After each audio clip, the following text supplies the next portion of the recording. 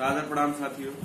मैं सौरभ पांडे, महानगर विकासार्थ विद्यार्थी प्रमुख, लखनऊ महानगर इकाई, अखिल भारतीय विद्यार्थी परिषद। आज मैं ये वीडियो बना रहा हूँ, आप सभी को बताना चाहूंगा कि अखिल भारतीय विद्यार्थी परिषद लखनऊ महानगर इकाई द्वारा एक कार्यक्रम चलाया जा रहा है जिसका नाम है द अनसंग स्टोरी।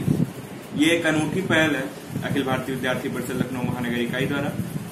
इस पहल में हम सभी जानेंगे हमारे स्वतंत्रता संग्राम सेनानियों के बारे में, हमारे महापुरुषों के बारे में, हमारे सबसे पूर्व में जो जितने भी राजा रहे हैं जिन्होंने देश के लिए बलिदान दिया है, उन सभी के बारे में जानने का प्रयास कर रहे हैं और हमारे कार्यकर्ता इसे जो है बताने का प्रयास कर रहे हैं आप सभी को। इसी क्रम में आज हम सभी जानते हैं कि सबसे पहले यही बताना चाहूंगा कि कोरोना काल की इस विषम परिस्थिति में हमें सबसे ज्यादा धैर्य बनाए रखने की जरूरत है। धैर्य बनाने के साथ साथ कुछ हमें क्रिएटिव करना चाहिए। जैसा क्रिएटिव करने की सोच हमें जो है अखिल भारतीय विद्यार्थी परिषद लखनऊ महानगर इकाई द्वारा मिल रहा है। उन्होंने हमें एक आदेश जारी किया है या कहिए एक निवेदन किया है हमसे कि हम सभी महापुरुषों के बारे में बताने का कष्ट करें जिनके बारे में शायद हम लोगों ने पढ़ा नहीं या हमें पढ़ाया नहीं गया या उनके बारे में लिखा नहीं गया। ऐसे महापुरुषों के बारे में, ये वीरांगनाओं के बारे में हमारे। तो उसी क्रम में आज मैं आपको बताने जा रहा हूँ 13 वर्ष की उम्र में वीर गति को प्राप्त हुई वीरांगना मैना कुमारी जी की। वीरांगना मैना कुमारी जी 13 वर्ष की आयु में ही वीर गति को प्राप्त हो गई। आप सोच सकते हैं 13 वर्ष की उम्र एक सोचने वाली बात हो सकती है आपके लिए, पर 13 वर्ष की उम्र में ही उन्होंने वीर गति को प्राप्त हो गई। इनकी कहानी थोड़ा सा अलग है।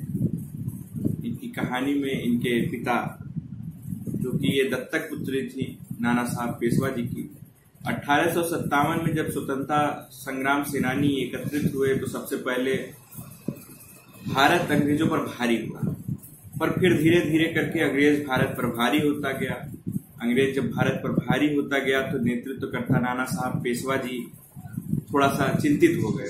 जब वो चिंतित हुए तो उनके जितने भी सलाहकार थे उन्होंने उनको एक सुझाव दिया कि हमें बिठूर का महल छोड़कर कहीं दूसरी जगह जाकर अपनी सेना फिर से एकत्रित करनी होगी और हमें फिर अंग्रेजों पर चढ़ाई करनी होगी, उनसे युद्ध करना होगा। नाना साहब पेशवा जी थोड़ा सोच में पड़ गए क्योंकि उनकी बेटी उनके साथ शायद सेना के उसमें आप जानते हैं कितनी परेशानियां उठानी पड़ती है। इसी वजह से उन्होंने उसको ले जाना उचित नहीं समझा, पर उनके चिंता का एक विषय और था कि उसको महल में भी नहीं छोड़ सकते थे। अंग्रेजों द्वारा हमेशा दुराचार हुआ करता था। दुराचार में आप सभी जानते हैं उनको इतना डर था कि दुराचारी तो है ही, ऊपर से वो नारी हैं तो थोड़ा उनको और डर था। पर फिर उसके बाद नाना साहब पेशवा जी जब चिंतित हो गए तो उनकी पुत्री ने स्वयं कह दिया कि पिताजी आप चिंतित ना हो, मैं महल में ही रहूंगी और कहीं नहीं जाऊंगा। पिताजी थोड़ा सोचे, फिर उसके बाद पिताजी ने बिठूर से जाने का निर्णय कर लिया।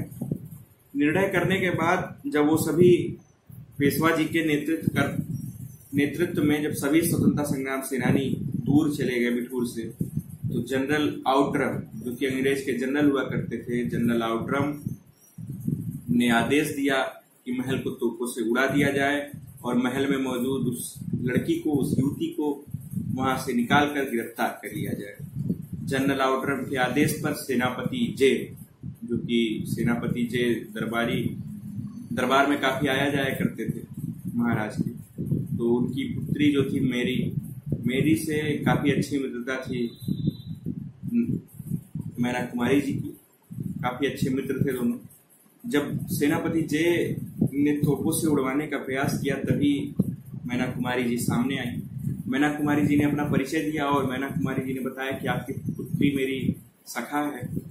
उसके बाद सेनापति जी को थोड़ी दया तो आई, पर मगर उनके पास आउटरम जी का आदेश था, जो कि जनरल थे, अंग्रेज जनरल थे, उनका आदेश था तो अवहेलना नहीं कर सकते थे। इस वजह से जनरल आउटरम के आदेश पर सेनापति ने तोपों से उड़वाना चालू किया महल को उड़ता देख मैना कुमारी जी महल के हर एक रास्ते को, चूंकि वो जानती थी, तो वो महल में ही कहीं छुप गई या तहखाने जो हुआ करते थे उनके रास्ते से वो कहीं गायब हो गए। वो कुछ दिन बाद निकली जब उन्हें लगा कि शायद अंग्रेज अब चले गए होंगे, पर अंग्रेजी सेना तब भी वहां पर टिकी थी। उनको तो लग रहा था कि मैना कुमारी जी मर गई हैं, लेकिन फिर भी वो मरी नहीं थी, वो नीचे थी वहां पर। तो बाहर निकली, तो बाहर निकलने के बाद उनको लग रहा था कि सेना तो चली गई होगी, पर सेना वहां पर मौजूद थी और सेना ने उन्हें गिरफ्तार कर लिया।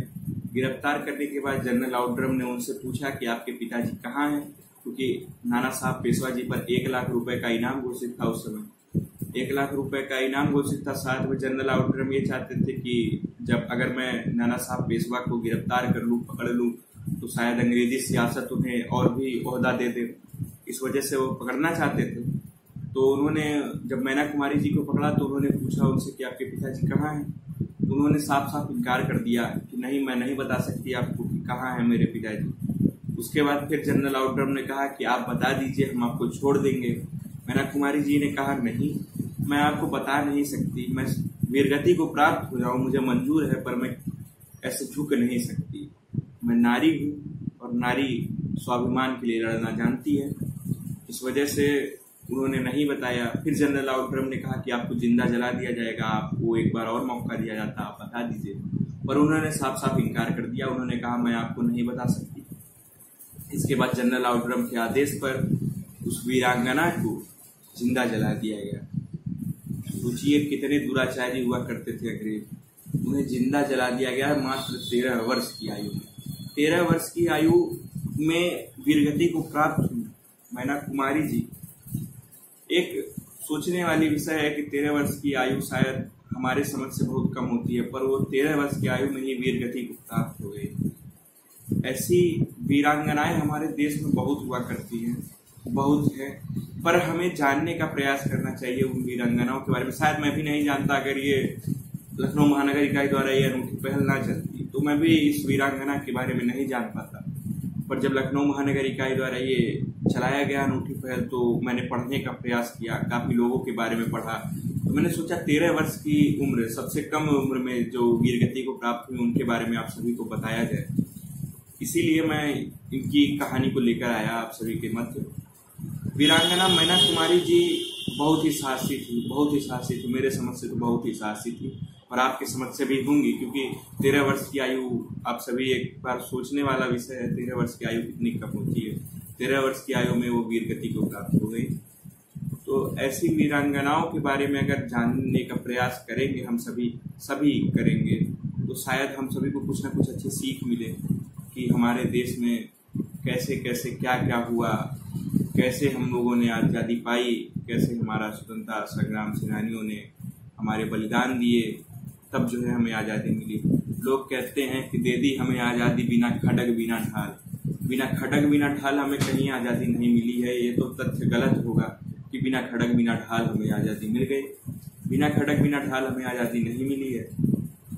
हमारे वीर पुरुषों ने, महापुरुषों ने, वीरांगनाओं ने अपना बलिदान दिया है इस देश के लिए, तब हमें आज़ादी मिली। और ऐसी वीरांगना मैना कुमारी जी, मतलब एक मैं सोच सकता हूँ कि मैना कुमारी जी शायद बेहद अदम्य साहसी थी, बहुत ही साहसी। ऐसी वीरांगना को मैं सत सत नमन करता हूँ, वंदन करता हूँ, श्रद्धा सुमन अर्पित करता हूँ इनके चरणों में।